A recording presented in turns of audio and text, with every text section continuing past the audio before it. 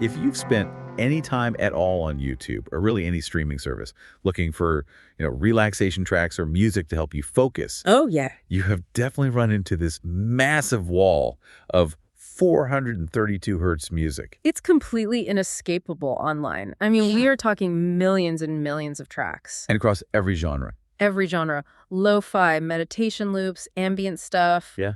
All of it branded with this very specific frequency. Absolutely. And when you type it in, you're just flooded with these bold, almost magical claims. Mm-hmm. Healing frequency. Healing frequency, attuned to cosmic harmony, linked to the golden ratio. I mean, it sounds less like music and more like a tool for spiritual alignment. And that emotional hook, that's really key to the whole phenomenon.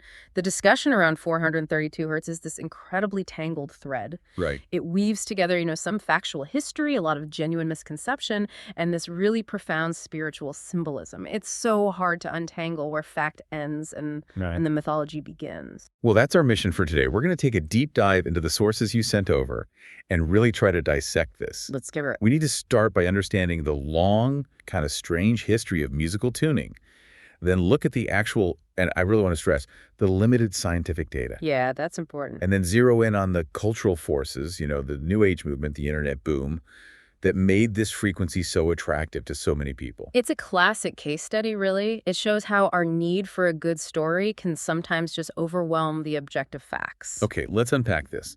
Where does the story of 432 hertz actually begin?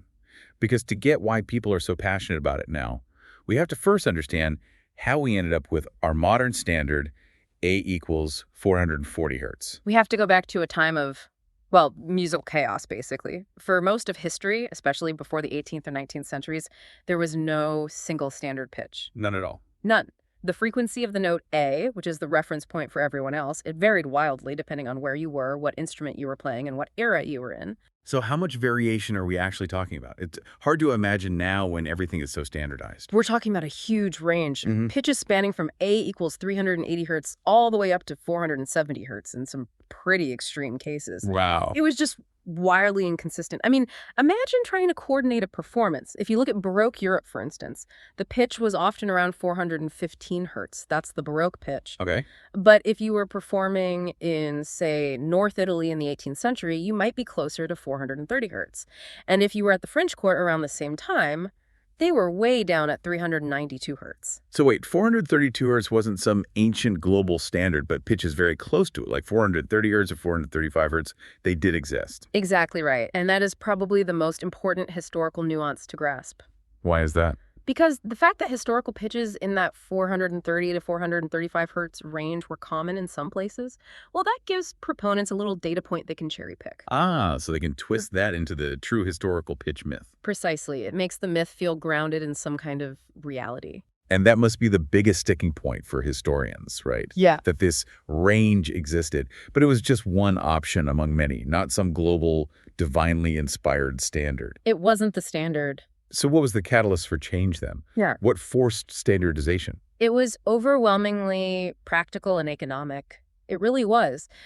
You have to think, this is the age of industrialization, of international travel. Orchestras were getting bigger, instruments were being mass-produced. Right, and musicians are starting to travel between cities. Exactly, and the varying pitches became a complete nightmare. If your brand new clarinet is built for a 440 hertz orchestra, and you show up in a city where they tune to 435 hertz, you're going to sound flat. The whole performance is off. You're going to struggle the whole time. So that need for interoperability, that drove the movement. The first real step was in France, 1859. They adopted A equals 435 hertz. The diapason norm. That's the one. And that 435 hertz number, which was a real historical attempt at a standard, that later becomes a huge source of misunderstanding. It becomes the precursor to the myth. People cite that as proof that the standard was always lower than 440 hertz. But our standard, 440, it didn't solidify until much, much later. When was that? It was proposed in 1939 at a London conference and then formally adopted as the ISO standard in 1955. So the key thing here is that 440 hertz was chosen simply because it was convenient. It was a modern, easily replicable standard. Yes. Driven by international commerce and manufacturing. It wasn't about cosmic alignment. It was about organizational efficiency. We basically sacrificed these potentially warmer historical tunings for global interoperability. That's a very modern trade-off, isn't it? It absolutely is. Which brings us, I think, to the second major part of this deep dive. Hmm. Because online, the whole fascination is about the spiritual and cosmic side. Right. You hear these claims that it's connected to cosmic harmony, the golden ratio, and the big one, the Earth's own frequency, the Schumann resonance. And this is where we have to shift from the historical record to, verifiable physics. And the findings here they're pretty restrictive. Most of these claims just don't hold up. Okay, so let's start with the Schumann resonance. That's the electromagnetic pulse of the Earth, right? It is, yeah, a global resonance. Its fundamental frequency is about 7.83 hertz. And the claim is what? That 432 is a direct multiple of that? The core claim is that it's an integer multiple, meaning you should be able to multiply 7.83 by a whole number and land exactly on 432. And when you run the numbers on that? Well, it doesn't quite work. If you multiply 7.83 by 55, you get about 430.65. Close, but not 432. Not 432. And if you multiply by the next whole number, 56, you get about 438.5.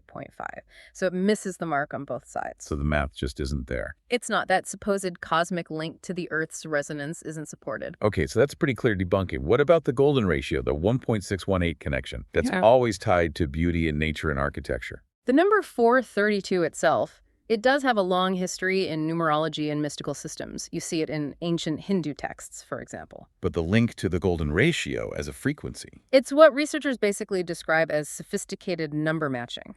You can find patterns in digits and force a correlation if you look hard enough, but there's no actual mathematical or physical necessity for one to exist.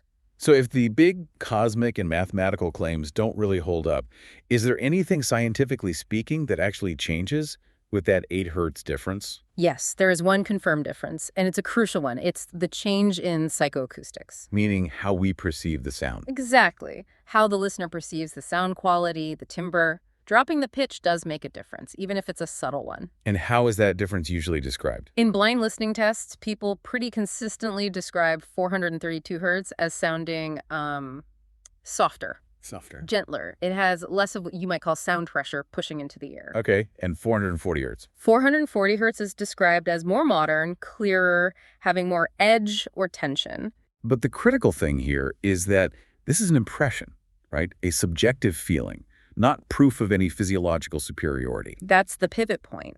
It is an impression. So if the science only shows these subtle sound changes, what does the limited research on our bodies actually suggest is happening? The peer-reviewed studies that get cited, they point to interesting but small tendencies. The most common finding is that people listening to 432 hertz music often show a slightly lower heart rate. Slightly lower. And they tend to report feeling calmer or warmer, more internal. So we have a small physiological effect and a subjective feeling of calm. But it sounds like the difference is it's marginal. It is marginal. The observed tendencies are, 432 hertz leans toward relaxation, 440 hertz leans toward concentration, but no clear, conclusive, earth-shattering superiority has ever been proven. Which brings us to the immense power of expectation. The placebo effect. Exactly. If I go into a 432 hertz track expecting it to be healing and calming because I've read the online narrative, is my feeling of comfort just a powerful placebo? That is the consensus, and it's a critical distinction. The study strongly suggests that if a listener has a pre-existing belief that a frequency is inherently superior or healing, the resulting feeling of calm is very much a powerful, positive placebo effect. And that doesn't make the feeling any less real. Not at all. The feeling isn't the question, the comfort, the relaxation. Those experiences are completely real to the person. But the root of the feeling isn't the physics of the sound wave. Precisely. The benefit is being generated by the brain's expectation and belief, which is activated by the story around the frequency, rather than by an inherent superiority of 432 cycles per second over 440. It's the story manifesting physically. Yes. So let's trace that cultural story. Where did this powerful narrative really come from? We have to trace the modern mythology back to the 1970s New Age culture. That was the inflection point. It was a time when ideas about holistic healing, sound therapy, aligning musical scales with chakras, all of that was becoming mainstream in alternative spiritual communities. And they focused heavily on symbolic numerology numbers like 432, 108, 144. So the belief system was created then, And the internet just acted as an accelerator. An explosive accelerator. The rise of digital audio, and especially YouTube around 2005, it was the perfect platform for rapid diffusion. Suddenly, anyone can just convert a track and share it instantly. And label it with all those powerful new age keywords. And we saw it spread across every genre that emphasizes atmosphere: EDM, lo-fi, ambient, and especially sleep music. And people were drawn to it not just for the perceived softer sound, but for the sense of ancient authority the story provided. It's really fascinating. The draw, for most people, is less about the technical proof and more about the narrative value. The story. The story of secret ancient wisdom and cosmic alignment, it provides deep emotional meaning, and that creates a cultural phenomenon that just works, even when the science is ambivalent. For those of us who are curious about production, how is this conversion actually done? How do you get from 440 to 432? It's remarkably simple, which is why it spreads so easily. You take the original 440 hertz recording in your software, and you just apply a precise pitch shift. How precise? You digitally drop the frequency down by exactly negative 31.766 cents. That's very specific. Is that drop noticeable to a non-musician?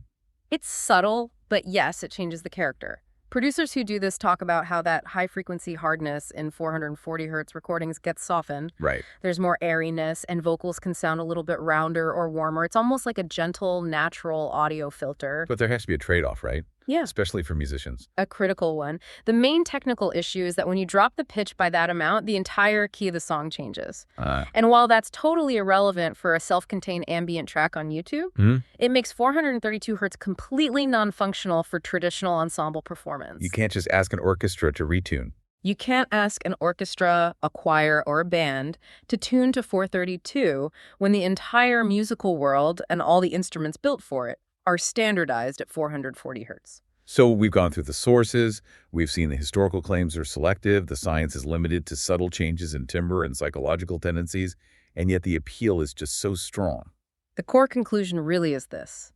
The subjective experience of the listener, that feeling of calm, the preference for that soft timbre, that is absolutely real. Yeah.